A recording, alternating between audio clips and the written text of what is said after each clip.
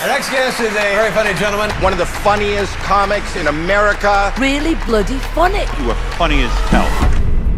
Here's Dan Natterman. Dan Natterman. Very funny. Dan Natterman.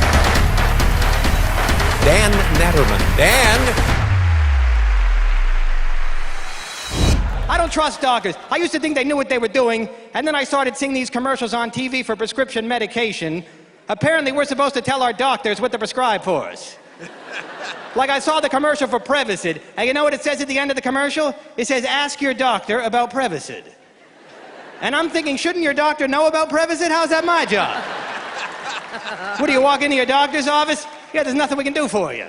Oh, what about Prevacid? Oh, geez, you know, you're right. That's a good point. I hadn't thought of that. Now, let me write your prescription. Now, how many milligrams is good? Did it say in the commercial? I try to meet women on the internet. Anybody do the internet? You got to be careful on the internet. People lie to you on the internet. Now, what's the number one lie on the internet? People lie about their age on the internet, and then they'll put up like an old picture from like 1982. And then they look young in the picture, and then you meet them, and they're 78 years old. That's why I tell women I meet online, look, send me a picture of you holding today's paper.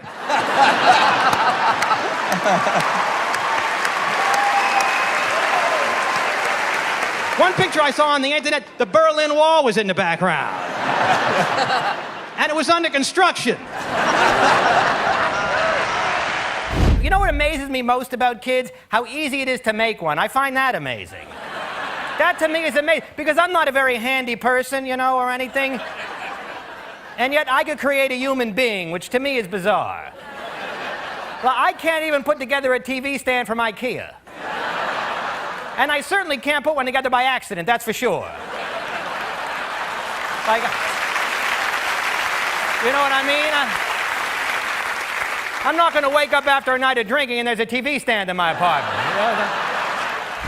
I'm still not married, still no kids. I did become an uncle for the 5th time. But don't applaud that. Who cares about being an uncle? Uncles don't do anything. Have you been to the bookstore? There's a whole section on parenting. There's no uncle books. Nobody ever wrote like what to expect when your sister's expecting. And a lot of magazines about parenting. There's no Uncle Weekly magazine.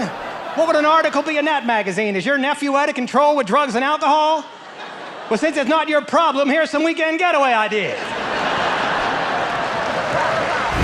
You know who called me? I got a call from New York University where I went to school. They called me up looking for alumni donations. Anybody ever get a call from where they went to school looking for money? That's what they do. They called me up, they're like, we need more money. I'm like, what'd you do with the money I gave you? I thought I already paid you people.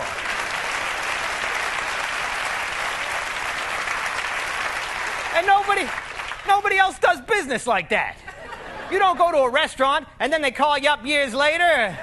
They say, yeah, we're renovating the kitchen. Can you kick in a few bucks? Help us out. Oh, we're calling all the chicken parmesan alumni. And speaking of typos, you send a text to the wrong person, you can't cover that up by pretending it was a typo. That would never work. Like if you texted like, hey, my wife doesn't even know we're sleeping together. Asterisk, be home soon, honey.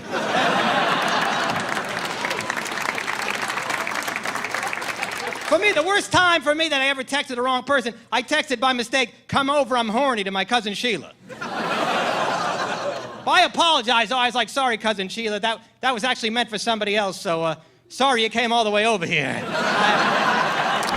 I think dating is a lot easier now. We got text messaging now. When I first started trying to date, you had to call a girl up and have what's known as a conversation. Calling girls up, I'd be shaking like a leaf. I'm like, hey, maybe we can have coffee or something. But texting is easy. I'm like a different person. I'm like, yo, baby girl, what you doing with your fine self? Why don't you shake that booty on over here? Then she gets to my apartment. I'm like, girl, you looking fine tonight. She's like, I'm standing right here. Why are you still texting me? People ask me why I've never been married. Good question.